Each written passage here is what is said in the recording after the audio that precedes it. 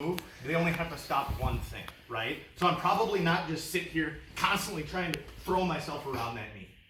Okay, if I want his knee out of the way, I either need to move it, okay, which takes a lot of work, or I need to get him to move it for me, right? So if I want his knee to go that way, I'm gonna push it down so that when he extends, I can move around, right?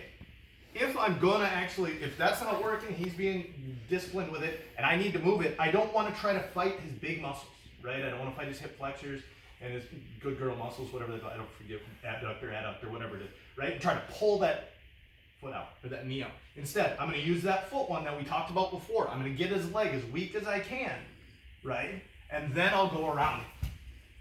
Yes?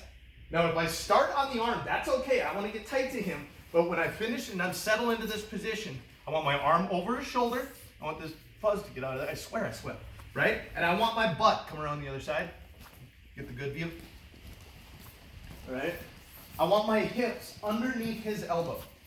If he's able to keep that elbow in between us, he's now able to create space. I'm trying to get my hips as close to his hips as I can, right? So if I drop in here, boom, and I'm outside that elbow, I might need to actually climb my hips down a little bit to get underneath it.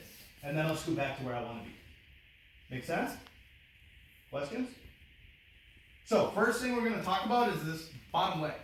Come over, back down by your feet.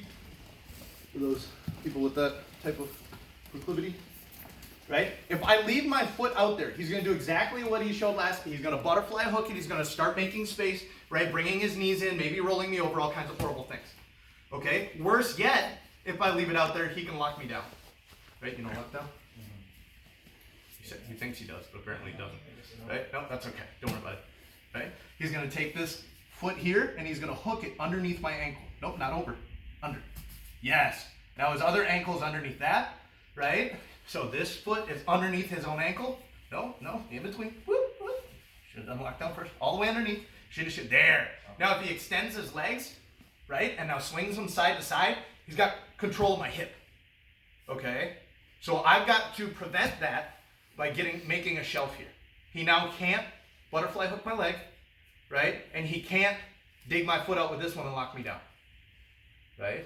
The other thing you notice is his hips start to come up off the ground, at least normal sized people. With him, his legs are long enough, he can kind of handle it. But I'm creating a shelf that his legs are hanging off of. Okay, now I'm just gonna push him off the shelf, right? If he doesn't react, then I can knee through and I'm into my triple mount, or 3/4 mount, right? Or at least I'm causing space.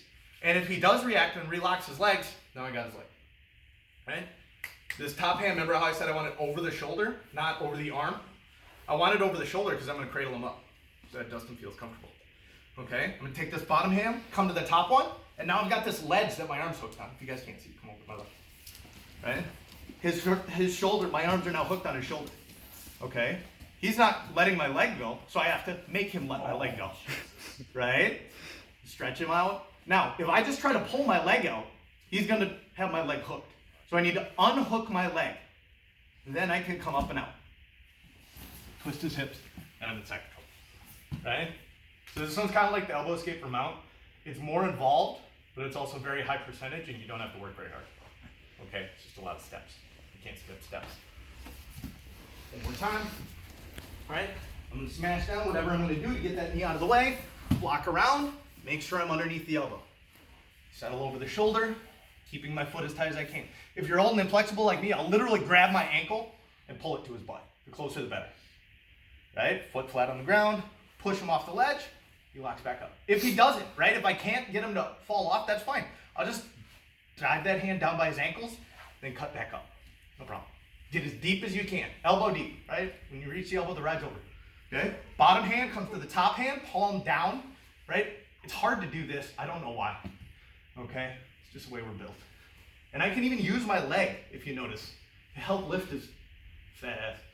Okay? Kicking straight down. Hook up again. Hook your ankles, buddy. Switch your ankles. There you go. That'll feel better for you, probably. Right? If I hook your ankle, come on, hold on. Right? If I just try to kick out, for most people, they're not going to let go. So I want to kick down. Make him do the split. Out. Questions? Take your time, step by step. If you have a question, ask me. 1, 2, 3.